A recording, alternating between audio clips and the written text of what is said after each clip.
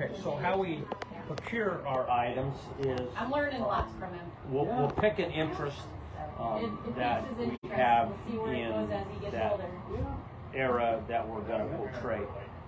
So I do company clerk, so when I go shopping, I'll go to antique stores, I'll look on eBay, I'll go to military shows, any place that I might think might have military items, and after a while, you know what you're looking for. You just educate yourself, and there is a lot of reproduction type stuff out there that people will try and pawn off or try and sell you as original, but it's not. And you just educate yourself to what you're looking for. And so I'll go and I'll pick up something that would have been used in World War II, and I'll buy it. And I may have 3 or 4 of those items already at home, but I'll buy it anyway because it's not collecting to me, it's saving history. Well, thank you so much for your time. All this stuff is going to go away someday. We're not going to be able to get it. And so if we buy it and save it, then we save history. Yeah, because we're not going to have this stuff anymore. So even if you have 3 or 4. Like these huts that we built it in, these came from Fort Ripley. We went up there as units, and they're tearing them down. They're getting rid of them.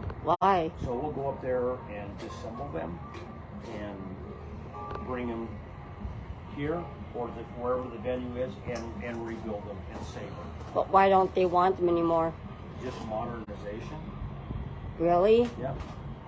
And they don't use it. And if you think about it, there were thousands of these at one time, and they're still out there, and they still sell them. But they want the more the modern come stuff. Up there and disassemble them. So we saved some stuff from that era, and then we utilize it. Is it hard to find the stuff from World War II? Very. It's getting really hard to find that stuff.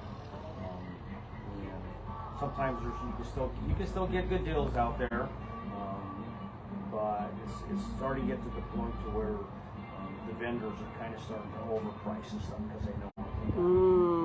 And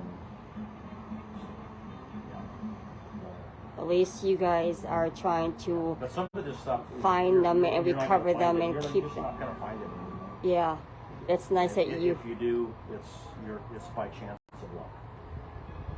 But And that's sometimes people will donate items to us. You know, their grandfather or fathers were in the war, and they'll find it in a barn or an attic or whatever, and they don't know what to do with it. So they'll either give it to a museum or they'll find a reenactment unit and donate it to us. I have found medals from families that have went to like pawn shops or antique stores and sold it to them.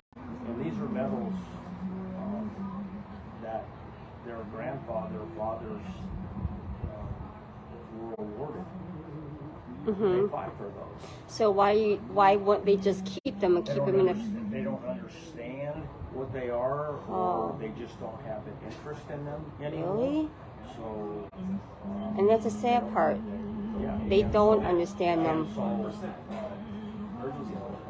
I'll take those, and sometimes you can find the owner and give it back to them and let them know what it is or whatever, so they keep it in the family. But most of the time, it's you know.